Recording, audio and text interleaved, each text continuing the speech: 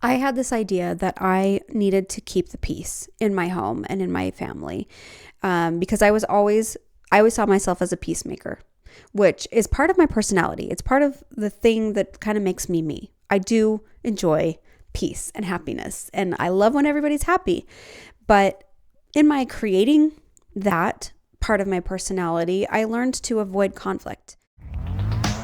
Welcome to Empowered Now. I'm Colette KATI. Here we talk about real confidence, the kind that comes from trusting yourself, honoring your needs, and living with intention. Let's begin. Hello, welcome. Have you ever felt like something was off, but you didn't know why? You didn't know what? That everything is going great in life, so why should I feel off? Why do I still not feel good? On the outside, everything looks like, wow, I've got it all together. Life is going well. Why don't I feel okay? Well, today we're going to talk about it. And it's not that there's anything wrong with you. First of all, there's nothing wrong with you. But yes, you feel off because there is something off. So let's dive in. As I was preparing for this episode, I couldn't help but think back to the time in my life where I really felt this so heavily, that there was almost an amount of guilt and shame because I felt like I should be fine. I should feel much better about life right now with how much success I'm having, with how well my family's doing and how healthy my kids are. I should be feeling better, but I'm not.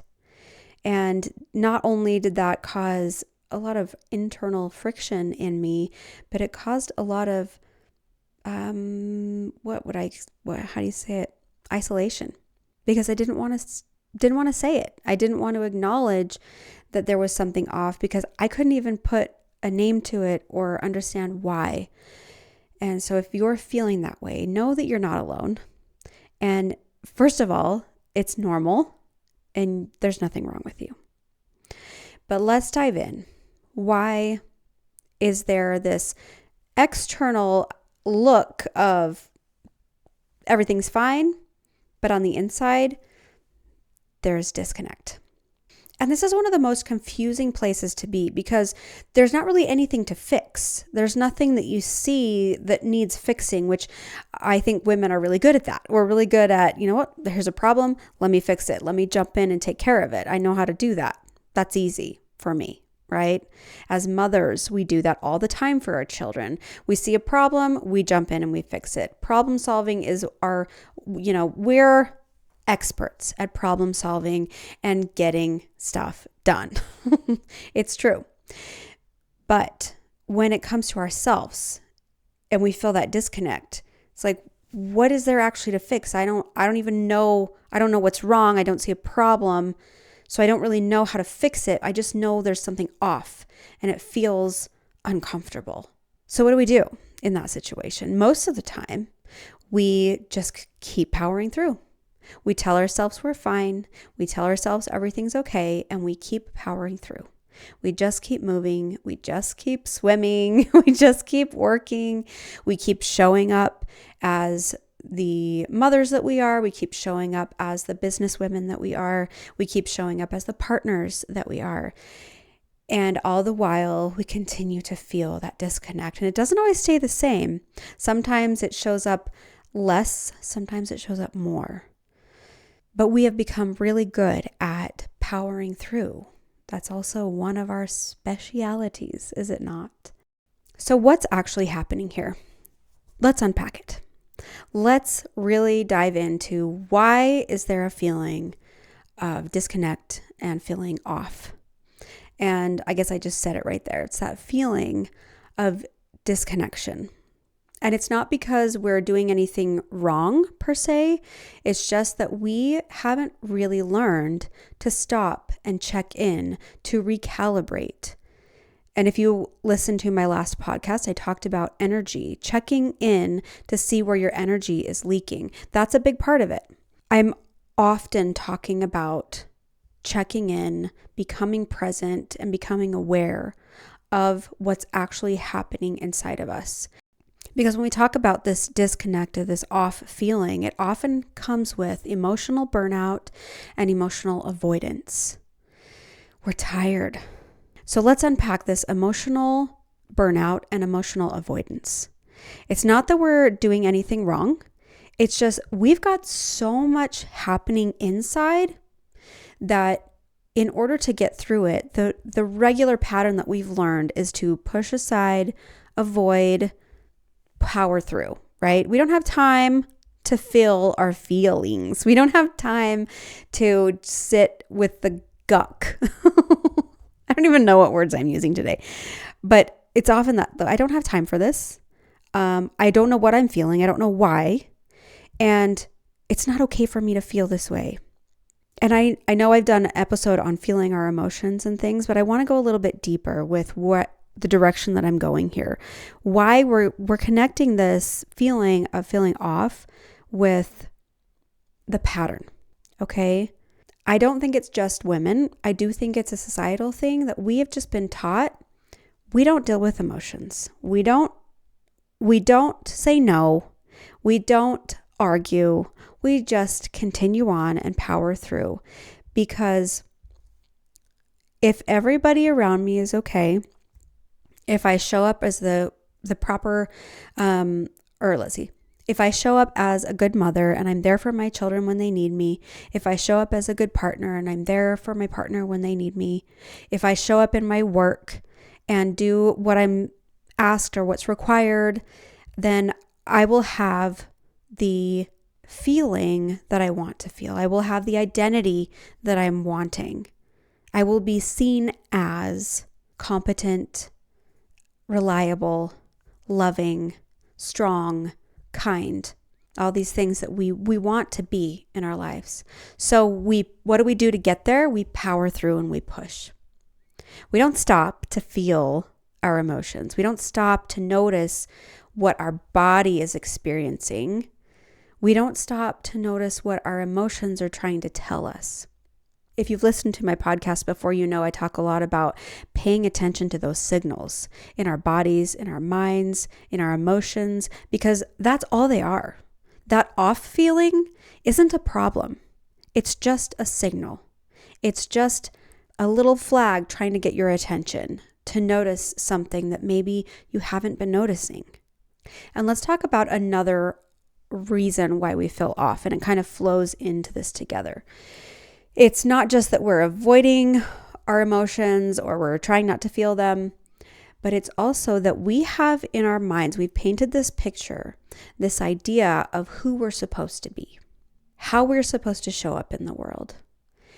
And I want you to think back to when you were growing up, and maybe you were told certain things about yourself that you were like, oh yeah, that's me. I'm definitely the strong one. You know, I'm the peacemaker, or I'm the rebel, you know, and those little pieces of our identity start to get planted in our minds, and parts about our personalities start kind of like molding together, and we become this identity. Well, we often don't realize that we're actually choosing the identity that we are in. And what's interesting is that from a very young age, we're okay with that. We're okay with this pattern of people kind of telling us who we are, and of our personalities kind of being labeled and structured into this construct of this is who I am, or this is who I'm supposed to be. Have you ever felt that feeling of maybe not falling in line with the way you're supposed to be? And then that even becomes part of your identity. And none of this is a problem. None of it is a problem. It's just life. It's just patterns. It's just the way things are. But when we continue to let our perceived identity, or our chosen, not even our chosen identity, because it's not our chosen identity yet. It's the identity that has kind of just been created along the way. And there are many parts of our identity and our personality that we want, that they are actually serving us. They're helping us in some way, right? And that's why we continue to have them, and we continue to act in ways that support that view of ourselves. But what happens when you do something or you act in a way or you think in a way that doesn't actually fall in line with how you want to be or how you actually are showing up? Okay, let me break this down. Let's ground it and make it more practical, okay? Okay, before I kind of went through my crash and burn of my identity crisis 10 years ago or more, I felt this underlining feeling of anxiety. I felt this overwhelm and this deep burnout, and I was definitely pushing it away. I was avoiding it. I was powering through. I was doing all these things that I'm explaining to you now. There were just certain parts of my personality, the perceived identity that I had created for myself, that were not actually in alignment with me anymore.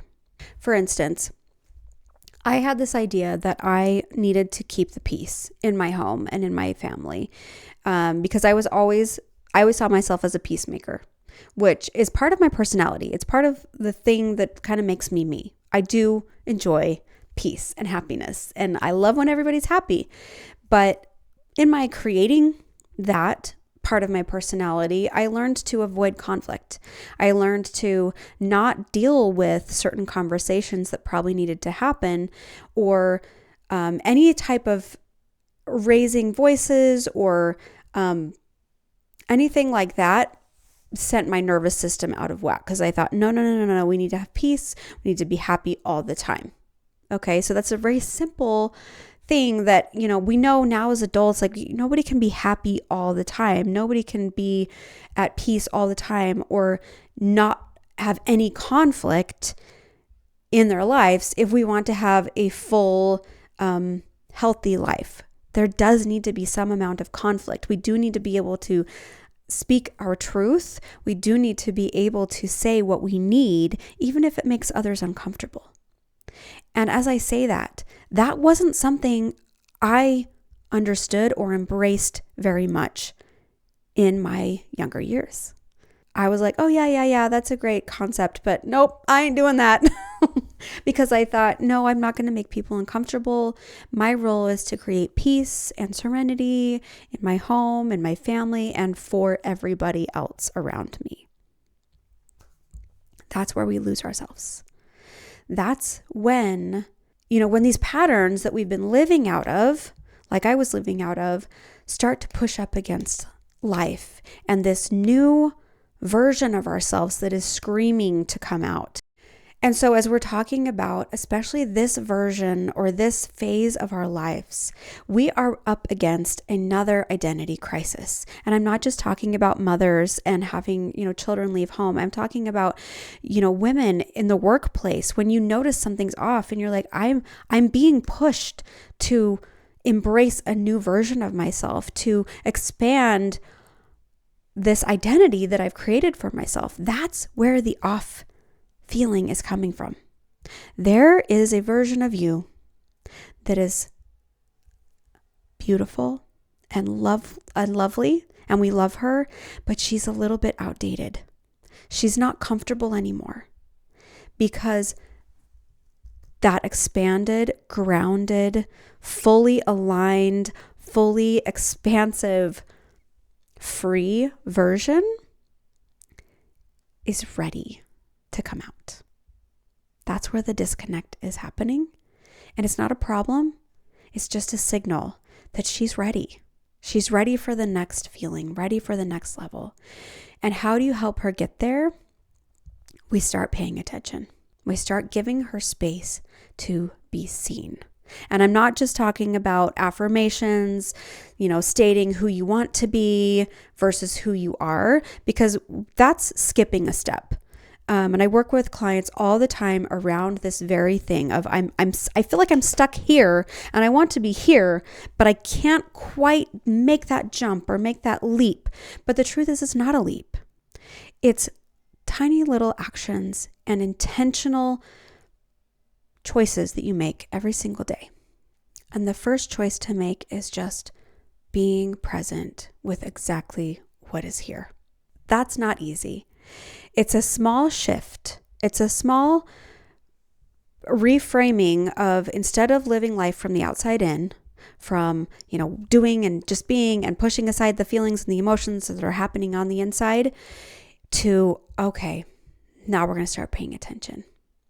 And it's okay. I don't need to fix anything.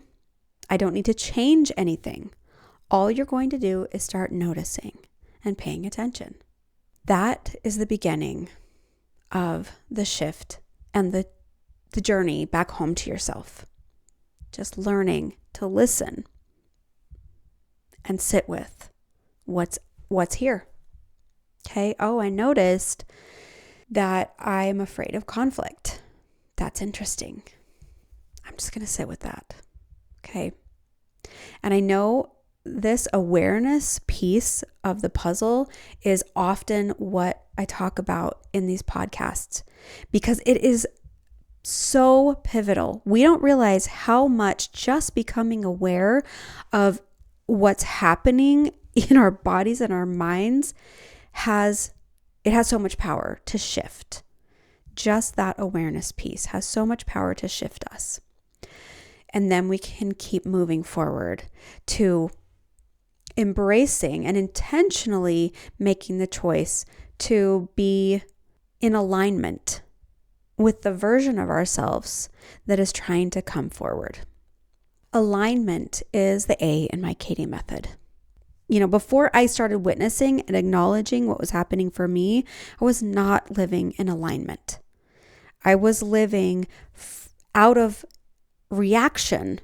I was reacting from an old pattern, from old wiring, from an old system that was just outdated and it was screaming for an upgrade. If you are feeling this in your life, if you're hearing me and you're thinking, "Oh my gosh, this is me. I need an upgrade. I'm feeling off." And just so you know, an upgrade doesn't mean changing your whole life. It's not what it means. Shifting from living life from the inside out means coming home to yourself gently, with compassion and kindness. I'm going to talk about one thing real quick before I we round it out, because we can't talk about identity shifting and learning how to emotionally regulate and stop emotionally avoiding, and learning to acknowledge and witness the offness that's happening within us without talking about shame, because shame is at the root of this disconnect. Shame, that part of us that voice that shows up, it's not necessarily part of us, but that voice that shows up that tells us this isn't enough. I'm not enough. I'm not doing enough. We're not enough. That's the voice. And it's sneaky and it's quiet and it lives in that disconnected off space. So when you are coming home to yourself, you start to notice, oh, I feel off. I notice I'm uncomfortable with conflict. The reason why we often don't look at that is because instantly shame pops up. Oh my gosh, I'm uncomfortable with conflict. Oh my gosh, I'm such an idiot. I wish I could change. Oh, I hate this. I hate this. I hate feeling like this. I'm such an idiot. We start spiraling into this shame place, and that's where the self-language starts to plummet. That's where the self-talk starts to plummet. We don't see ourselves with compassion. We see ourselves through the lens of shame, and that's why we don't do it. That's why we cut ourselves off from growth, from moving forward, because that voice is so powerful, but it's subtle. We don't even know it's there. In fact, I think when I first started this journey, the term shame was so new to me, even though I'd been living out of it for my whole life. What I'm inviting you to do today, we're not going to fix anything. You don't need fixing. This is part of life.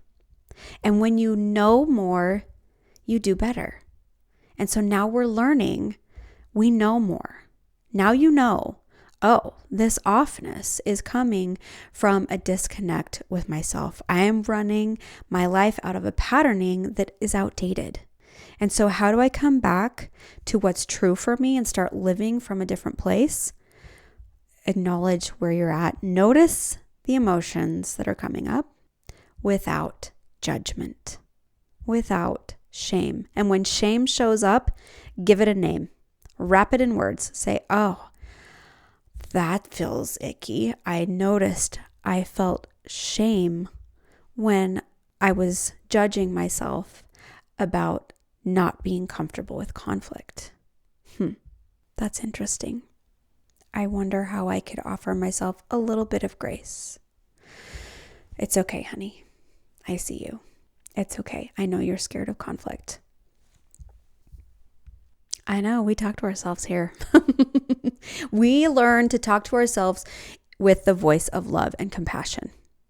Because think right now, how many times have you talked down to yourself, even just in the last 24 hours? Let's just do a quick energy audit within ourselves. How many times have you talked down to yourself in the last 24 hours? Did you even notice?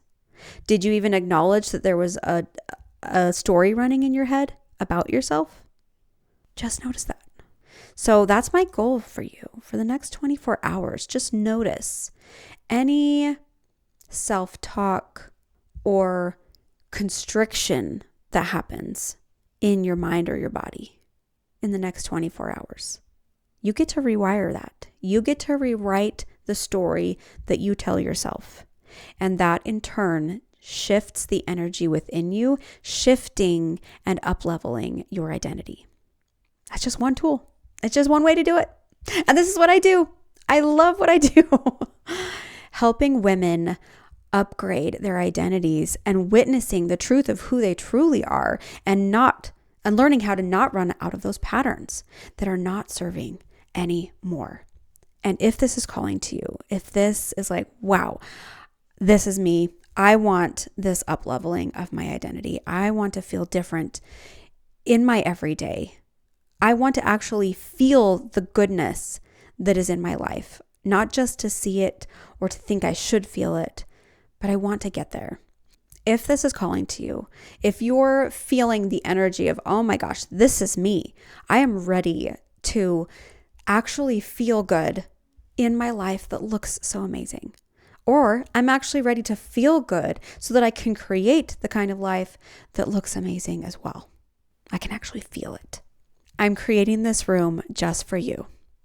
In Idaho, June 15th and 16th, we will be doing the deeper work in an in-person, private, intimate room sort of way. Join me. If this is calling to you at all, just go check out the information below. There is a waitlist link and I'll get all the information sent out to you. Thank you for being here. You deserve to have the best in your life. You deserve to feel the best, and it's possible. Not only is it possible, it's calling to you. That's why you feel off. Okay, it's time, and I will see you there. Bye. Before you go, take a deep breath. You don't have to have it all figured out. Just stay connected to yourself one moment at a time. You've got this. I've got your back, and I'll see you next time.